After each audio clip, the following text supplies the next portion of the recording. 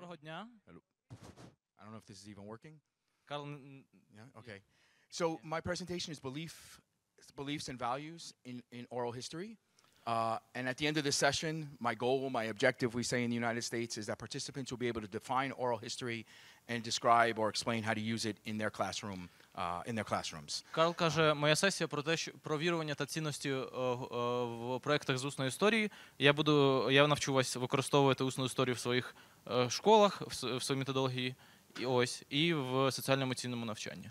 How many people use oral history in their classroom? How many people are familiar with oral history by show of hands? Карл питає, хто ознайомлений з усною історією? Хто щось про це чув, можливо? Okay, so a few of you, but not many, so that's good. So maybe we can learn something. So oral history is structured interviews with people about their memories of a historical event, or if they had an interesting life history, about their personal biography or life history. Карл каже, усна історія – це про фіксацію особистих свідчень, переконань і відношення людей до цих історичних подій, в яких вони були свідками або брали участь. And yes, continue. Okay. Now, of course, somebody's memory of the past isn't going to be perfect. Звісно, чиясь пам'ять про минуле не буде ідеальною. Okay. So this is an opportunity to teach students to compare accounts, compare evidence for accuracy. Тому це буде can you repeat? For accuracy, for fact-checking. Так, і це буде сесія для факт-чекінгу, для того, щоб перевірити. Yes. Yeah, but one of the most important aspects of oral history is that it's also documenting people's feelings, their emotions, their aspirations, their desires, their beliefs. Важливий аспект усної історії – це те, що усна історія фіксує не просто фактологію, а відношення людини і її емоції до подій та те, які в неї особисті переконання. Okay. And in fact, as a field, some of you heard this spiel already, so maybe I'll go quick.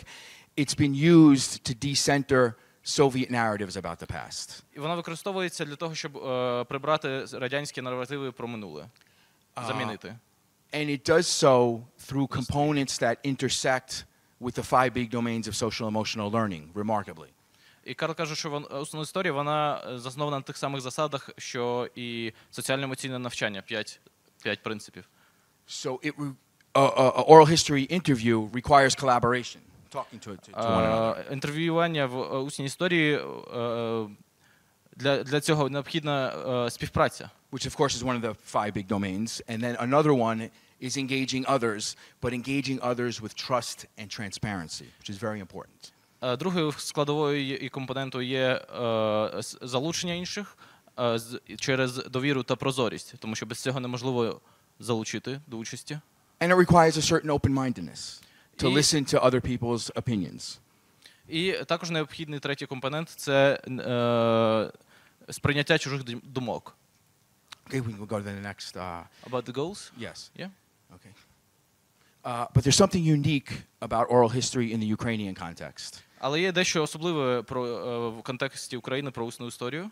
The historical and political desire for victory and freedom. Політичне та історичне прагнення свободи intersects with the personal desire for freedom that is necessary for self-actualization. Пересікається з необхідністю індивідуальної свободи людини для того, щоб реалізуватись.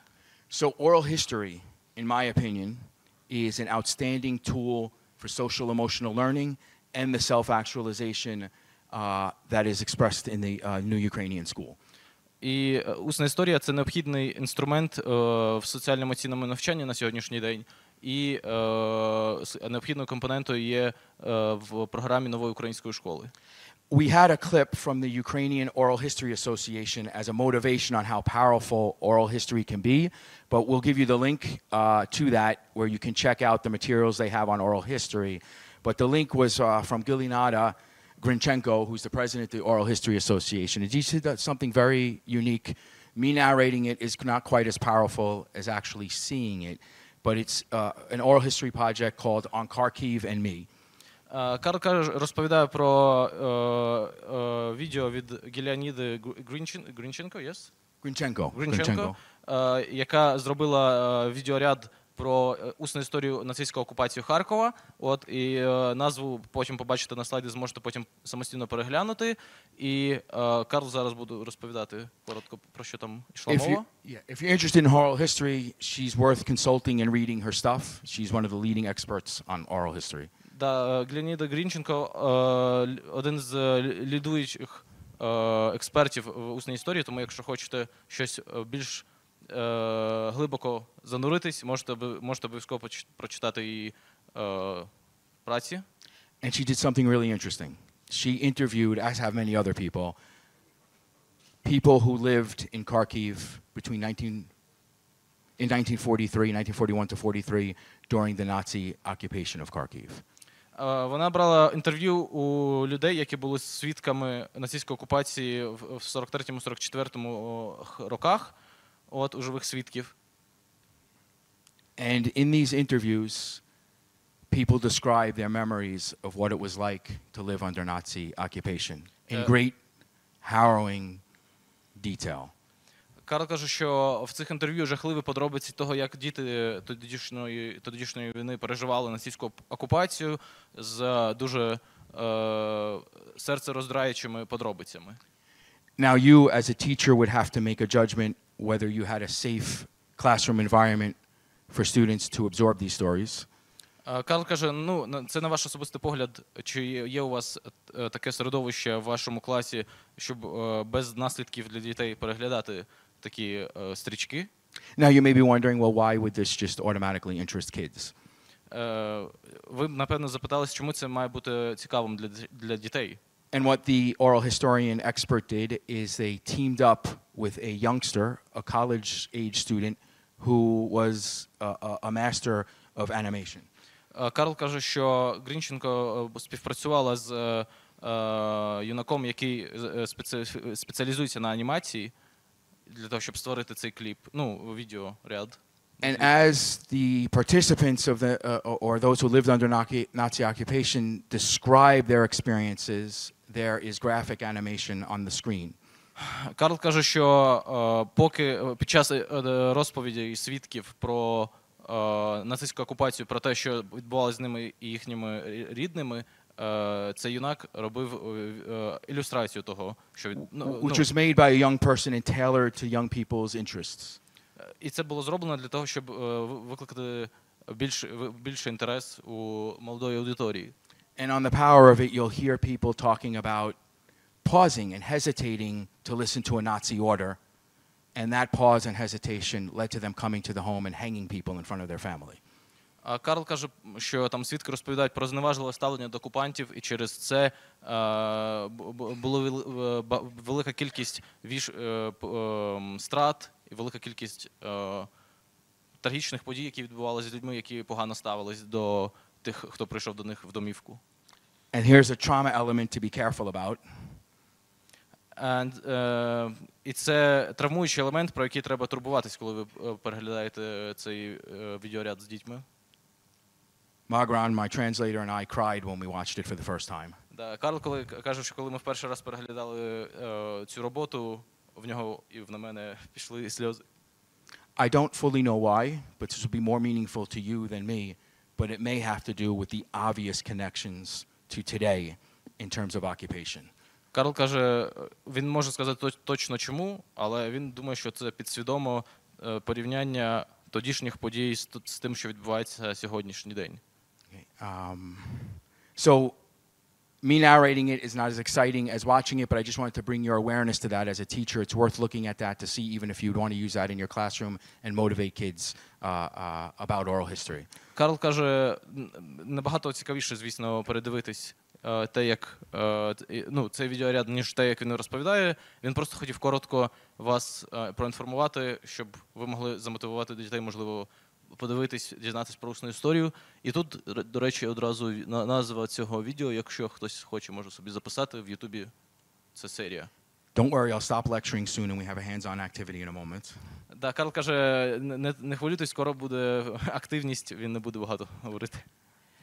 But before I get to that, despite the catastrophic, traumatic situation in Ukraine, there's still great cause for hope. Карл каже, незважаючи на всі труднощі, через які йде Україна і люди, які тут проживають, все одно є місце для надії.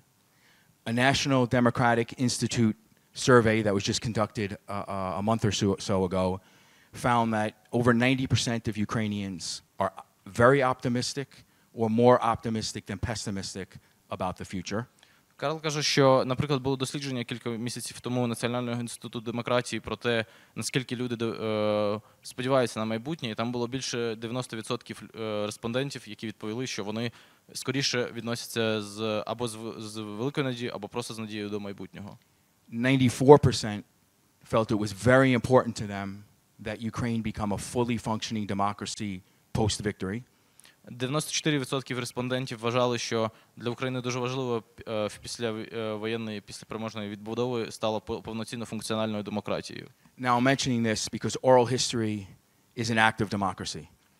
Карл каже, він про це розповідає, тому що усна історія – це про активну демократію.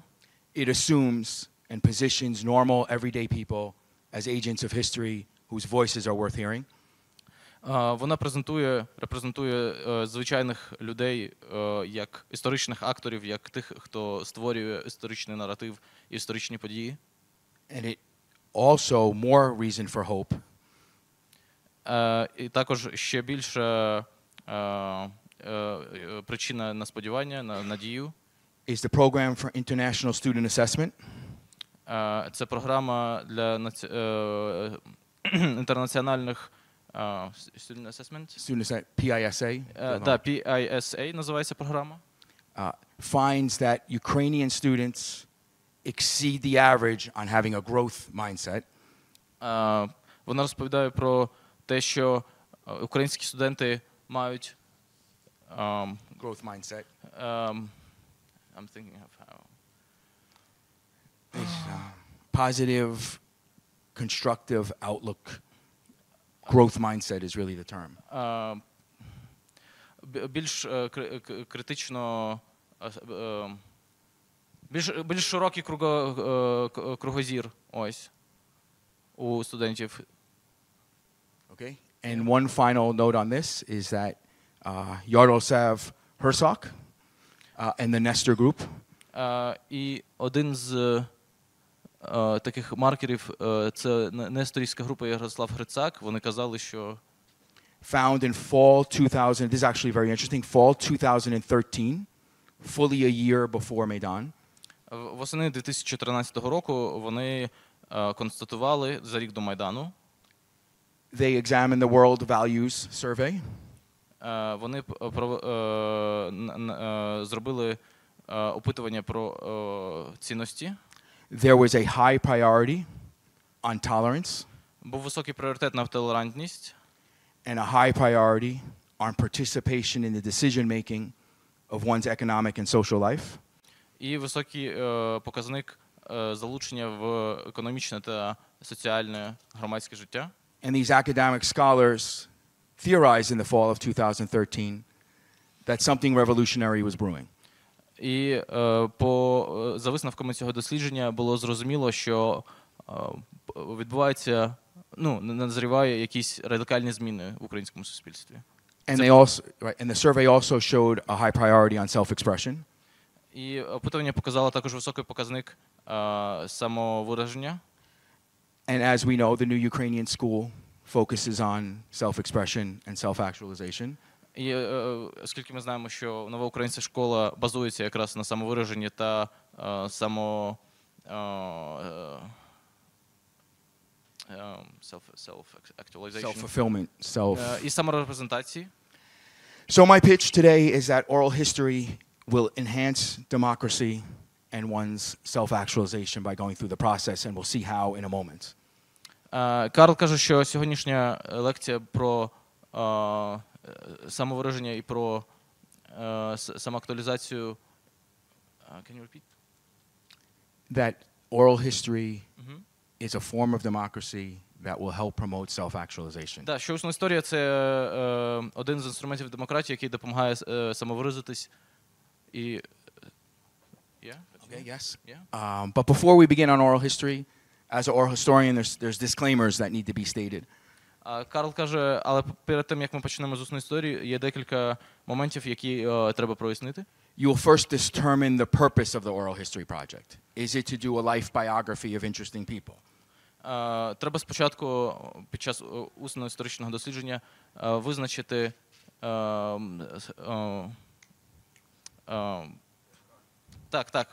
тобто це, як, наприклад, може бути чиясь особиста біографія або особисте життя. Are you going to use it to research a historical event, to compare it to what the textbook or your research says? Ви будете це використовувати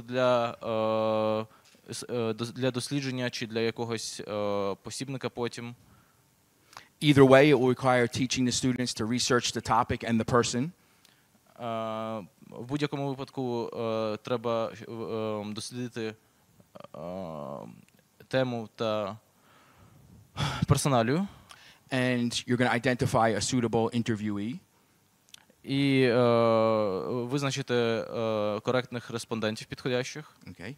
And then here's another element of social emotional learning that you will brainstorm as a class suitable, purposeful questions. І є також елемент соціально-емоційного навчання про мозкові штурми, які ви будете робити у своїх класах. Then they're going to create a structured interview. І після цього можна зробити структуру інтерв'ю. Then they're going to schedule it with the person. That requires assertiveness, part of the SEL. А потім домовитись з респондентом про час інтерв'ю і дату. And then they're likely going to transcribe it, and then they could create a podcast. They could do a gallery walk or any sort of creative project it can be part of. І потім за матеріалом дослідження ви можете обрати спосіб їхнього репрезентації. Це може бути виставка, це може бути книжка, це може бути стаття. Okay? But we can't just send kids out in the world to blindly interview people. We have to do the questions together and then teach them how to engage somebody. So you'll go over social emotional skills like eye contact. Одна із складових, ми не можемо просто піти в нікуди, в туман і просто опитувати людей. Тому одне із, і зараз Карл розповідає про важливі аспекти під час методології і виконання дослідження. Це, наприклад, під час інтерв'ювання зоровий контакт. Teaching them to listen actively or with empathy. Він каже, що також важливою складовою є активне слухання. Be willing to hear other opinions because you don't argue with an interviewee, even if they say something disagreeable. Your task is to be the historian and you later will correct the record on your own in your research. Карл каже, що важливо не вступати в суперечки під час інтерв'ювання, вислуховувати, тому що ваша задача є збір інформації, а не переконання людей в тому, що вони в чомусь не праві. And then you just need to understand the local requirements. There may be regulations related to trauma and so on, and your kids aren't going to be prepared to interview people about trauma and so on. So you want to familiarize yourself with that. Да, і Карл каже, важливо знайомитись з місцевими регуляціями з приводу інтерв'ювання. Наприклад, може бути там заборони на розмови з дітьми на травмуючі теми і так далі. You may need to create consent forms. Okay. You may need to consent, saying, yes, I consent to this interview. І так, скоріш за все, вам доведеться збирати згоду про обробку даних і збір. Yes. And you need to inform the interviewee that they could always withdraw at any time and then contact you later and say, I don't want anything I said used. You have to give them that opportunity. Да, і також важливо, щоб ви проінформували респондента про право на відмову, про те, що він може відкликати своє інтерв'ю в будь-який момент або відмовитись посеред інтерв'ю від участі. Okay, you've probably heard enough from me, and we're going to go to our next slide. Да, Карл каже, ви напевно вже наслухались мене. Переходимо на наступний I don't know слайд. what that is. I want to see the chart. We don't need that. We can go to the next, to the chart. Okay. Так, переходимо до практики. Okay, here's something that you could do with your students, and we're going to do right now together as practice. Це дещо, що ви можете зробити зі своїми учнями. Okay, but anyway, we have it up there. And on here are a list of just one. This is not necessarily an oral history project, but a warm-up to teaching the kids how to interview and so on. Карл каже, що це не прям проєкт по усній історії, це скоріше така розминка для того, щоб навчити дітей брати інтерв'ю, збирати інформацію. So this is a light and sort of fun way to start on an oral history project. Да, це такий розважливий спосіб почати якийсь усно-історичний проєкт. You'll ask them basic things about their language, their ethnicity, their favorite food, their vacation spot, and then proceed to something a little bit larger about things that they're passionate about, things they want to do in the future, things they want to get better at, that kind of stuff. Да, можна почати з питань про етичне походження, про улюблену їжу, про улюблений колір і так далі, а потім переходити до більш складних запитань на кшталт, як до тебе відносяться твої рідні, і так і continue? Yes. So we're going to practice right now. I'm going to hand you out sheets of paper. I have some nice large sheets and some not so nice ones, so I don't want anybody to feel deprived if they run out of the large ones, but I think we may have enough. Карл каже, в нього зараз будемо практикуватись, є багато в нього листів великих, але якщо вони закінчаться, не засмучуйтесь, якщо вам дістанеться маленький, А4. So if you don't have to move or anything, if you could just team up with somebody next to you in pairs of 2. Вам не обов'язково кудись рухатись, просто можете скооперуватись з найближчою з вами людиною, парою. And of course, whenever I do something like this, there's going to be a group of 3 because it never works out with just even numbers. Да, Карл каже, скоріш за все буде група з 3 людей, тому що ніколи йому не везе з тим, щоб рівно розподілились пари. So you'll just do it as a group of 3. It will still work for our purposes. Да, тому якщо у вас буде 3, теж буде працювати для нашого. So we're ready to go? Ми можемо починати? So we're ready to go. I'm going to hand out the sheet of papers. You'll follow this. And you, since you're teachers and scholars, you may find yourself adding a question or two. Да, Карл каже, коли ви будете це робити зі своїми учнями, можливо, ви захочете поміняти структуру, додати якісь інші питання. And with all this brain power in the room. And with all this brain power in the room. І за допомогою всієї мозкової напруги в цій кімнаті. With modifying the questions, we'll have an even better tool to use in our classrooms. З модифікацією питань, скоріше все, в нас буде ще кращий інструмент, покращений. So we're ready to go. I'll hand out the paper. Да, Карл пішов роздавати листи, і будемо починати інтерв'ю. So you're going to create this concept chart, this identity map is what we call it, identity chart. Карл каже, будете створювати мапу ідентичності, як вони називають це в США. І після того, як ви зробите цю карту ідентичності про свою колегу або колежанку, будете представляти її або його для нас.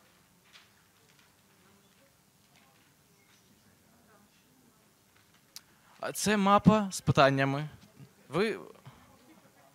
Так, тобто буквально просто ви можете не писати питання, а одразу відповіді, тому що питання ви тут, в принципі, бачите.